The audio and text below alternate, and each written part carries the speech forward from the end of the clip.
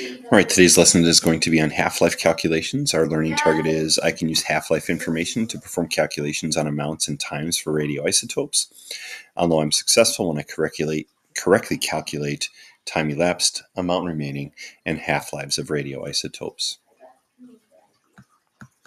So we'll start off with some definitions here. When we talk about half-life, a half-life is the time required for 1/2 of a radioisotope's nuclei to decay.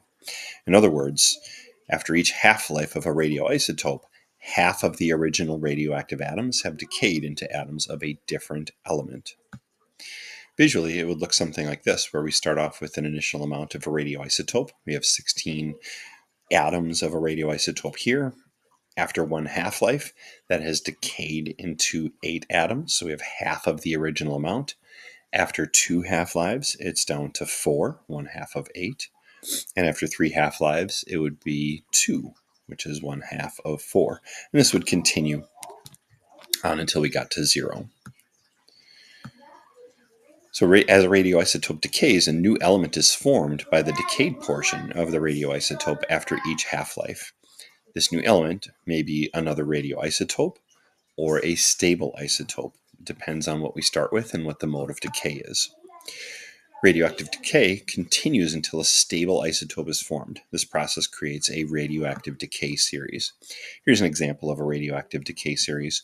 You can kind of see what it looks like for uranium-238, uranium-235, and thorium-232. Up here we're starting with uranium-238, which undergoes alpha decay in 4 billion years this takes, but eventually forms thorium-234, and in 24.1 days, half of it will decay into protactinium-234, and then half of that in 1.17 minutes will go through beta decay to form uranium-234. But you can see those times for half-lives vary widely. We're talking about scales of billions of years down to minutes or even like fractions of seconds, which we see down here. It all depends on the stability or instability of that radioisotope. The idea, though, is that these series will continue until a stable isotope is reached. In this case, lead-206. You can kind of see all the arrows are pointing towards lead-206 eventually. And that's the stable isotope here. Right? You don't need to know anything, memorize this. The kinds of questions we'll be asking you and assessing you on will look like this. All right. So our first example says carbon-14 has a half-life of 5,730 years. If you begin with a 48-gram sample, how much carbon-14 will you have left after 17,200 years? There's several ways to go about solving this. The way I like to show you guys is to set up a table. And our table will look like this. We'll have half-lives. We'll have time elapsed.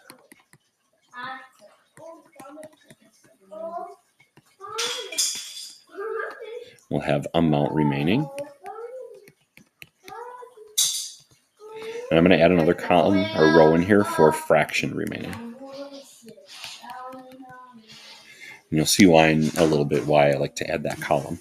All right, so to make this into a table, excuse the sloppy writing here. We'll set up our table. You can follow along with me and pause this anytime you'd like in your notes. But every table will start the same. We're always going to start with half-lives being 0. And we're just going to count up. A good rule is to go to 4 or 5 half-lives. We'll also have our time elapsed is 0. Every table will start like this. And the fraction, we're just going to say we have 1. Right? Our amount is relatively 1. Right? And then every problem is going to be a little bit different. This one's carbon-14 has a half-life of 5,730 years. So we know after one half-life, we're going to be at 5,730 years. Right? At time 0, or we began with a 48-gram sample, we're going to have 48 grams here. All right, and now it's just a matter of completing the table, understanding what we know about half-lives. Every half-life that goes by, we're going to add 5,730 years. So here we're going to have, after 2 half-lives, 11,460. And after 3 half-lives, we'll add another 5,730 onto that, and we get 17,190, which is really close to our 17,200 years, which is what's in our problem. So we're going to call that our stopping point. All right, we don't need to go any further. Our amount remaining, remember every half-life that goes by, we cut that in half. So we start with 48.0. After 1 half-life, we'll be at 24.0.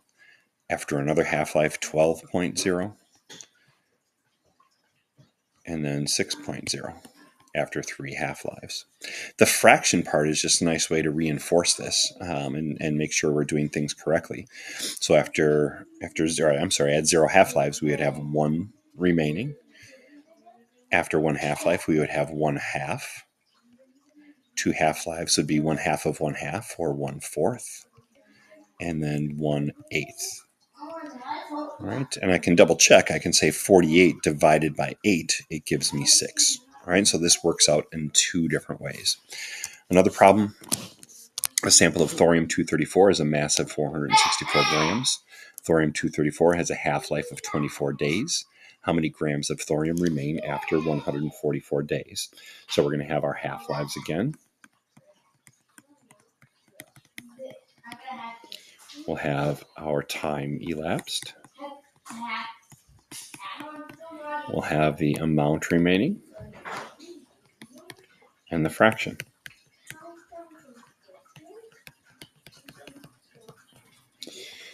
All right, our half-lives are always going to start at 0 and count our way up. 1, 2, 3, 4.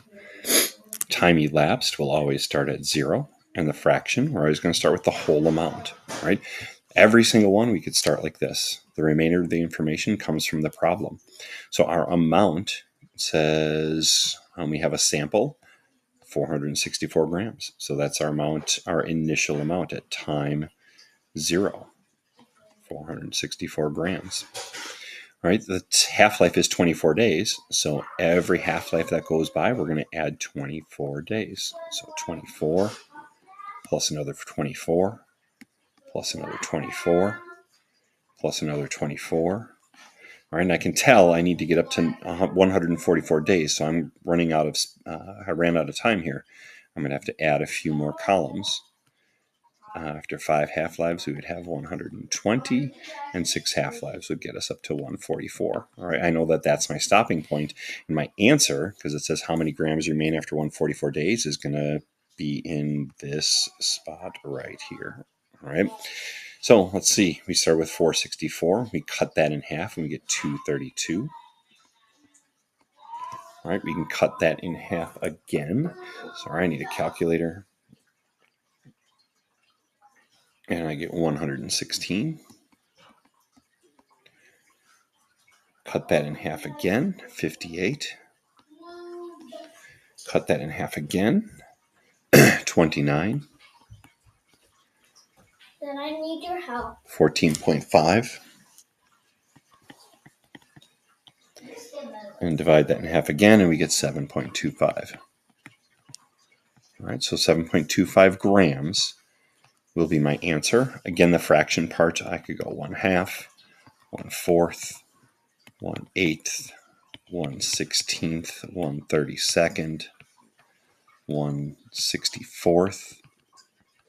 All right, and if I take my 464 divided by 16, I get a different, divided by 64, I get 7.25.